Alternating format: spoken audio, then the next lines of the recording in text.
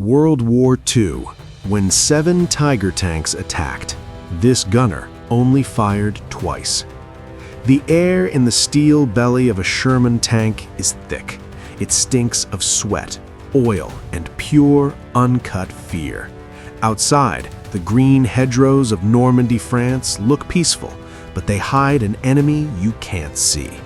For the crew of this lone Allied tank, the war is about to get very, very personal. They are on a collision course with one of the most feared armored units on the Western Front, the 101st SS Heavy Panzer Battalion, and they're about to face a spearhead led by the world's most terrifying tanks. What happens next is a testament to the insane courage of a single gunner who, with just a handful of shots, would try to do the impossible. This is the true story of the day a rookie tanker stared down the barrel of Hitler's Panzer Elite and didn't blink. Chapter 1. The Shoemaker and the Firefly. The date is August 8, 1944. Operation Totalize, the massive Allied push inland after D-Day, is in full swing. The goal? Break through the German lines south of Caen and grab the high ground. But the Germans are dug in deep, and they're using the best they have left to hold on. For the men of A Squadron, 1st Northamptonshire Yeomanry, the morning has been deceptively quiet. They sit in their tanks, hidden in an orchard, just waiting for the counterattack they all know is coming. One of them is a 21-year-old trooper named Joe Eakins. Before the war, Eakins was back in Northamptonshire working as a shoemaker's apprentice. He was a quiet, unassuming guy, and now he was crammed into the guts of a Sherman tank. His crewmates, already hardened by weeks of brutal combat, had nicknamed him the Shoemaker. It was a bit of a friendly jab, but it had a heavy undertone. He was a rookie, totally untested. In fact, he'd only fired a tank's main gun once in practice. Today would be his first time doing it for real. But Eakins wasn't in just any Sherman. He was in a Firefly. A standard American Sherman's 75mm gun was famously useless against the thick front armor of a Tiger tank. They even had a grim nickname for the Sherman, a Ronson, because it lit up on the first hit. The British Firefly, though, was different. It was upgunned with a fearsome 17-pounder anti-tank gun. This cannon was one of the very few Allied weapons that could actually punch through a tiger's hide at combat range. The Firefly was a dedicated tank killer, a scalpel hidden amongst the sledgehammers of the Allied army. And today, Joe Eakins would be the surgeon. Chapter 2. The Predator in the Fields. To really get the sheer terror of what was coming, you have to understand the Tiger. The Panzerkampfwagen 6th, or Tiger I, wasn't so much a tank as it was a 57-ton mobile fortress. It was a masterpiece of German engineering, built for one single purpose: to dominate the battlefield. Its frontal armor was over 100 millimeters thick, making it practically immune to most Allied weapons, unless you were right on top of it. And its main gun, the legendary 88mm KWK-36, was a monster. It was devastatingly accurate and could knock out an enemy tank from over a mile away, long before that tank was even in range to shoot back. The psychological impact was huge. Just the rumor of a Tiger in the area was enough to cause panic. Its reputation preceded it like a shadow of death. Advancing across the fields toward the British position wasn't just one of these steel beasts, but a group of them. They were from the 101st SS Heavy Panzer Battalion, a veteran unit of the Waffen-SS. These weren't conscripts. They were hardened, ideologically driven fanatics manning the most powerful tanks on Earth. Their goal was simple: smash the British advance and push the Allies back into the sea. This was the unstoppable force, and Joe Eakins was the seemingly immovable object right in its path. Chapter 3. The Inciting Incident. Contact. The call suddenly crackled over the radio, sharp and tense. Tigers advancing, 800 yards and closing. From their hiding spot, the British crews watched in horrified awe.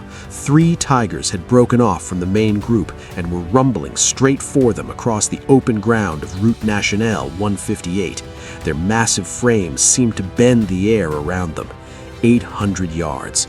It was the perfect range for the Firefly's 17-pounder. Any further, a shot might just bounce off. Any closer, and the Tiger's own 88mm guns would make Swiss cheese out of the Sherman's thin armor. The troop commander's voice came through the headset. Hold your fire. Wait for it. Every instinct in your body would be screaming to shoot, to unleash that 17-pounder before those monsters got any closer. But the commander knew his stuff. A frontal shot, even with this gun, was a huge gamble. You had to wait for the perfect moment, the perfect angle. He ordered Eakin's tank and another Firefly into firing positions. The plan was simple and absolutely terrifying. Let the Tigers come to them, and then fight it out in a duel to the death. The fate of this entire section of the front line now rested on a handful of men and one rookie gunner who'd never fired a shot in anger. Chapter 4. Rising Action. The First Kill. Inside the turret, the world shrank to the small circular view of Joe Eakin's gunner's sight. He watched the lead Tiger get bigger and bigger, its long 88mm gun pointed forward like an accusing finger.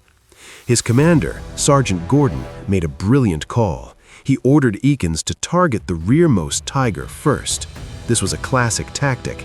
If you take out the last vehicle in a column, you sow confusion and block the escape route for the others. Eakins traversed the turret, the gears whining as the long barrel swung onto its target. He put the crosshairs on the Tiger's hull. His heart was hammering his ribs, but his hands were steady. Fire, Gordon commanded. Eakins squeezed the trigger.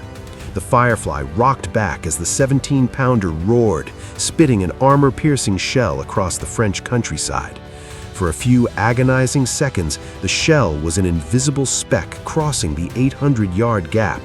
Then a brilliant flash on the rear Tiger's side. It was a direct hit. The shell had punched right through the weaker side armor. A plume of black smoke billowed out, followed by a torrent of angry orange flames. The first Tiger was dead. One shot, one kill. The shoemaker had made his mark. Chapter 5. The Duel for Normandy. The battlefield erupted into pure chaos. The two remaining Tigers realized they were in a trap and started to maneuver, their turrets swiveling, hunting for the shooter. The other British tanks opened fire, their shells just bouncing harmlessly off the Tiger's thick front plates. It was a distraction, but a vital one. It bought Joe Eakins precious seconds. An enemy shell slammed into their tank, rocking the hull but failing to break through. Smoke and cordite filled the cramped space. Gordon yelled at Eakins, his voice cutting through the noise. "Traverse! Get on the lead tank!" Eakins, fighting the recoil and the ringing in his ears, swung the massive gun onto the lead Tiger. This time it was facing him head-on, a much harder shot. He fired again. The shot went wide. The Tiger kept coming. He reloaded, fired a third time. A hit. The shell struck the Tiger, but it didn't explode. The tank was damaged, crippled, but it was still in the fight. The commander of the second Tiger, probably seeing his leader get hit, started to back away. Eakins didn't hesitate. He swung the turret, tracked the fleeing giant, and fired a fourth shot. Another hit. The second Tiger shuddered to a halt, smoke pouring from its engine. 2 down. But the lead Tiger, though wounded, was still dangerous. Eakins loaded his 5th and final round for this engagement. He took aim one last time, his sights resting on the behemoth that had seemed invincible just minutes ago. He fired. The shell slammed into the wounded Tiger, finishing it off for good. Then, silence. The duel was over. In the space of about 12 minutes, a 21-year-old gunner, in his very first tank battle, had single-handedly knocked out 3 Tiger tanks with just 5 shots. Chapter 6. The Aftermath. The German counterattack just fell apart. Losing 3 Tigers from an elite battalion so quickly had broken the tip of their spear. The remaining German forces fell back, and the Allied advance was secured. Joe Eakins and his crew had done the impossible. But their day was far from over. Later that afternoon, their own tank was hit by another German tank. The crew was forced to bail out of the burning Sherman. Eakins and the rest of his crew survived. He was simply given another tank and told to get back in the fight. For his incredible feat, there was no medal, no parade. In the brutal, meat-grinding reality of the Normandy campaign, it was just another day at the office. When asked about it years later, he didn't speak of glory or heroism. He spoke of duty. "I was frightened," he said, "but you had a job to do. Those Tigers were firing at us, and it was a case of you get them or they get you." So, what about the 7 tanks and 2 shots from the title? While that's the legend, the reality is somehow even more incredible. It's the story of Joe Eakins, the shoemaker from Northamptonshire. On his very first day in combat, he faced down the most feared armored force in the world and won. His 5 shots on August 8, 1944, proved that with the right tool, the right tactic, and an ocean of courage, David could, in fact, still beat Goliath. It's a testament not to a superhero, but to an ordinary person who rose to meet an extraordinary moment, simply doing his job in the face of unimaginable terror. If you found this story of battlefield courage as incredible as we did, make sure to subscribe and hit that bell icon for more stories from history's most amazing moments. What other unsung heroes of World War II do you think deserve to have their story told? Let us know in the comments below.